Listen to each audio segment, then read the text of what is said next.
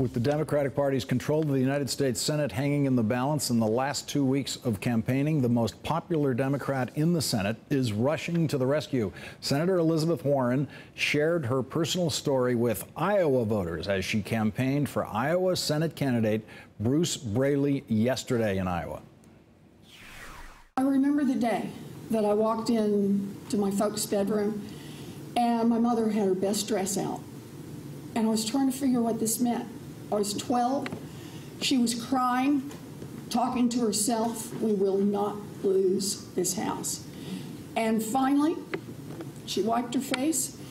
She pulled on that dress, put on her lipstick, stepped into her high heels, and she walked to the Sears Roebuck, where she got a minimum wage job in an America where a minimum wage job would support a family of 3. And that's why we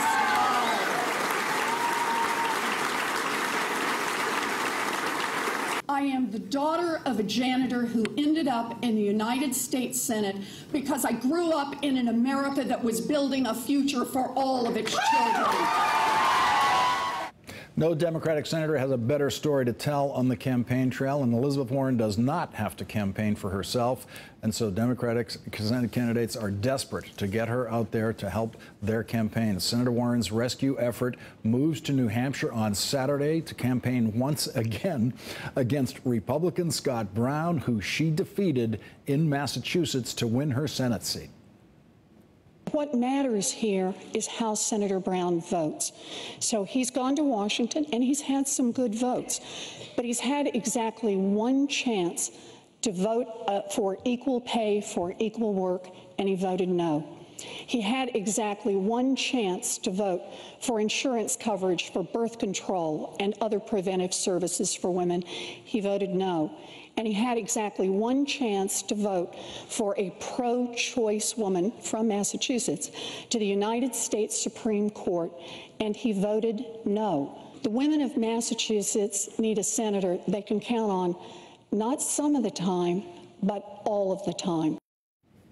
Joining me now, Joy Reid, host of MSNBC's The Reid Report, and E.J. Dionne, Washington Post columnist and MSNBC political analyst. Joy Reid, you're Scott Brown. You've moved up to New Hampshire to try to run for the United States Senate again. Yeah. And here comes Elizabeth Warren after you, and boy, she knows how to take out Scott Brown. Yeah, it's like his worst nightmare, because first he has to figure out like where everything is, right, in this new state that he never lived in before. And now that he's done that, now she's coming in the most popular Democrat probably in the country, as you said, in the Senate, very popular with the base. We are now at the point where this is no longer a persuasion campaign, really. This is a get-out-the-vote base campaign wherever their Democrats are running it. And nothing gets at the heart of the liberal Democratic base in this part of the country, particularly in the Northeast, like Elizabeth Warren, that populist message about minimum wage. That's her bread and butter. And EJ, I've seen Elizabeth Warren in Massachusetts. I actually recently watched her walk into a restaurant, and the way she works a room is,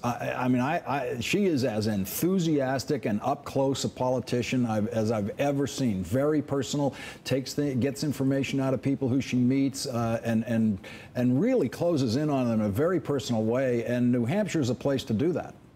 Right, and that's the one thing Scott Brown has been good at in New Hampshire. He's very good at retail campaigning, and it's a small state. But she's got both those skills, and as she showed in that debate, an ability to challenge his views in all the areas where he's weak. But I think that when you watch Elizabeth Warren out there, you realize the sort of mischance of this election. The Democrats had hoped to move the campaign to populist economic issues, places where they are clearly on the side of the vast majority of people, minimum wage being a classic issue. And for all kinds of reasons, individual candidates have done that a little bit, but they have not been able to fashion a national message around economics. And Elizabeth Warren is the one person who can consistently do that. Bill Clinton does it a fair amount, and that's why the Clintons and Elizabeth Warren are in an enormous demand out there on the campaign trail by Democrats. What I find so striking about it, Elizabeth Warren, is she's the fresh face in this party, and she does make this economic argument without reservation, and I think more effectively than any other Democrat out there. Let's hear more of what she had to say in Iowa. We now live in a world where the kids whose parents can't afford to write a check for college, Lord knows, people need those college diplomas. They need that for a chance to be able to get in the middle class. And Joy, she knows what she's talking about. To be out there talking about growing up the daughter of a minimum wage worker, you know, her father was a janitor. I mean, this is a classic American story she's telling about her own life. Yeah, and you know what, to EJ's point, she's doing it in a local way. Because remember, this race in Iowa is turning a lot on Joni Ernst's disparagement of the idea of the minimum wage and Braley's mistake that he made, sort of seeming to talk down to farmers. And so you've got sort of this statewide dynamic. And I think for Democrats, these really are state-by-state races. This is all politics is local. And in that particular race, which is razor thin and close, and they need to get out their base as much as they can, this kind of a populist message works in that state. And I think you can't say enough, Democrats have not nationalized this election at all, Elizabeth Warren notwithstanding. Now, EJ, we cannot leave the subject of Elizabeth Warren, Iowa, and New Hampshire in that order without, of course, throwing a spark or two in the direction of Elizabeth Warren running for president. There's certainly a demand in a certain sector of the party to see her try it. Right. It should be said for the record, she also campaigned, I think, the day before for Al Franken up in Minnesota. Yes. So it's not which is not an early presidential campaign state. Correct. That's right. But look, a lot of Democrats love Elizabeth Warren. People on the left end of the party, more than the left end, but the left side of the party, would kind of like her to challenge Hillary Clinton, if only to push Clinton toward a more populist economics. I don't think she's going to, Elizabeth Warren is going to do it, but I think her message is going to get to Hillary Clinton, because something like what Elizabeth Warren is saying is going to have to be something like what a Democratic nominee says. And you know, we talk about not nationalizing the campaign. One issue that Elizabeth Warren pioneered, which is how do you fix these awful interest rates that students are paying on these student loans, that's an issue that's working in red states and purple states and not just in blue states. Kay Hagan down in North Carolina and a lot of other Democrats are using that student loan issue. So I think Hillary Clinton, if she doesn't oppose Warren, is going to go to school on some of what she's saying. Now, voting is underway. This is election night, and tomorrow's going to be election night too, and we won't count them for a couple of weeks. But I think Minnesota actually started voting a couple of weeks ago. President Obama voted today in Illinois. Let's listen to what he said. This is the most important office in a democracy. It is the office of citizen. So exercising our franchise, that's where all of us are the same, and everybody has that right. It's terrific. Okay, early vote, everybody.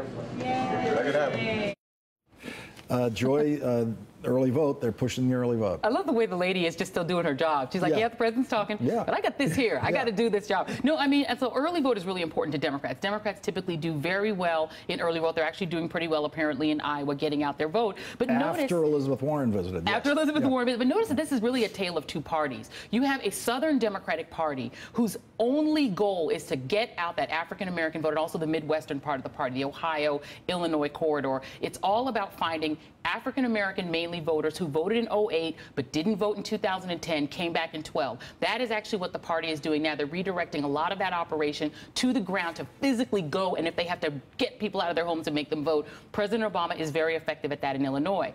Up in Iowa and New Hampshire, that's more about getting out white liberal voters, and so they're playing to populist issues that matter to them. But you're really seeing the Democratic Party and all of its little particles, and it's really fascinating how different the campaigns are in these different states, because they really are trying to narrow down to what that state wants to hear. And one of the things the Democratic Party's been good at is getting out that vote. Very, very effective at early vote, and if they win, that's going to be why they win. Joy Reid and E.J. Dionne, thank you both very much for joining me tonight. Good to be with you.